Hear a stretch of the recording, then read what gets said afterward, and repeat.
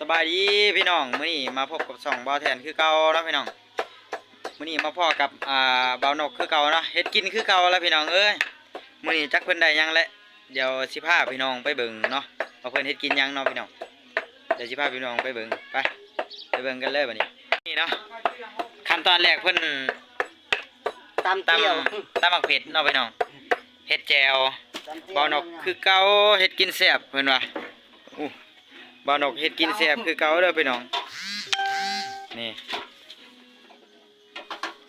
อุปกรณ์ก็คือว่านี่มื้อนี้เฮ็ดเมนูหยังมื้อนี้ตำบักหุ่งบ่อืมเบิ่งว่าเผ็ดพี่น้องเอ้ยใส่ข้าวปุ้นใส่เพื่อสิหาอุปกรณ์ได้เนาะเพิ่นต้องไปเก็บมะขามเนาะพี่น้อง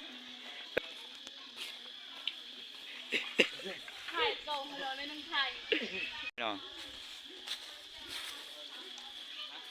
มะขามกับผู้ไปเก็บเพื่อสิได้พี่น้องเอ้ยนี่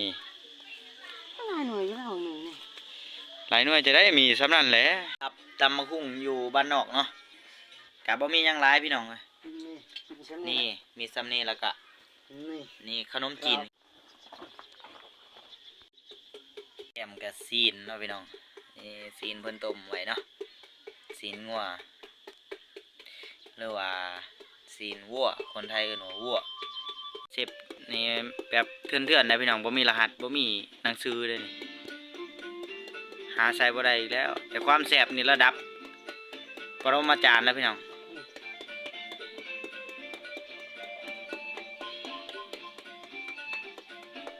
ถ้าซาบะฮุงก็โอ้คนเปิดกระเซ้าซี่ดอกแขเสียงเพลงพี่น้องเอ้ยสับแล้วก็สิประมาณนี้นะพี่น้อง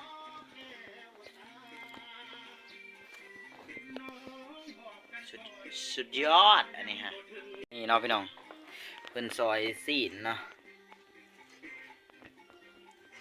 ซอยซีนกับแกมส้มตำกับแกมส้มตำเนาะพี่น้องนี่อาหารบ้านนอกก็สิประมาณนี้แล้วพี่น้องเอ้ยมันบ่คืออยู่เมืองเลยเฮ็ดสะอาดสะอ้ามซ้ำนี่ก็เฉพาะมื้อนี้สูตรลับเฉพาะมื้อนี้น้องเอ้ย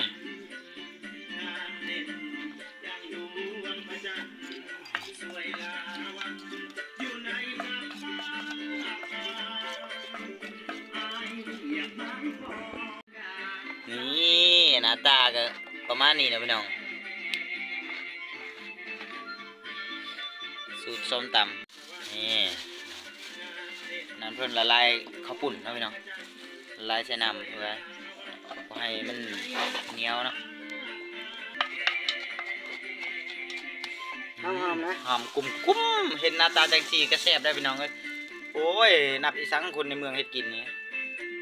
หาใส่บ่ได้แล้วนี่เซฟเลยนี่มาจากไสวะมาจากทงหน้าเนาะนี่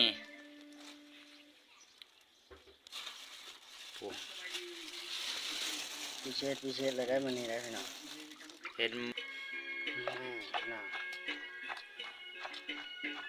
ว่าคุกหน่อยนะพี่น้องเอ้ย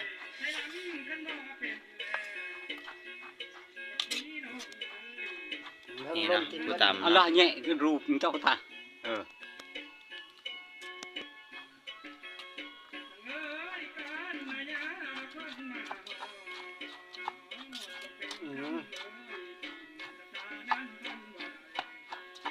จดแล้ว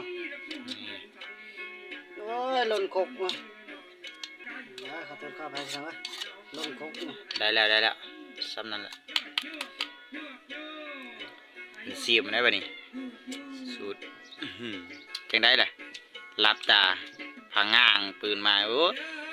นี่มันอูมามินี่เนาะ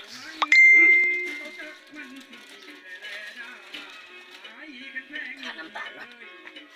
นี่ขาดน้ำตาลมันอีกไข่เกลือเลย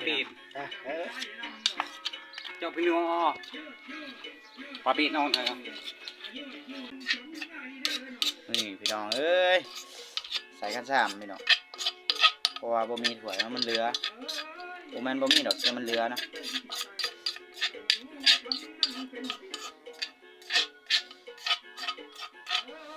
ส้มตำส้มมอลกิเฮ้ย เฮ้ย หน้าตาพี่น้อง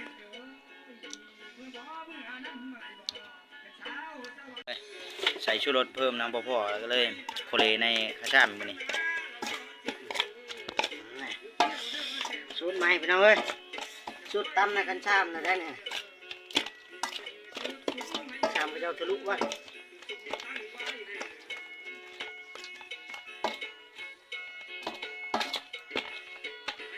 นี่พี่น้อง หน้าตามันก็สิประมาณนี้ หน้าตาก็สิประมาณนี้เนาะนี่ ว่าหูมีเอาหนึ่งนั่นแหละ สิลองให้เพิ่น มาเด้อ สิได้เบิ่งเนาะนี่อืมแซ่บแล้วเนาะโอ้ย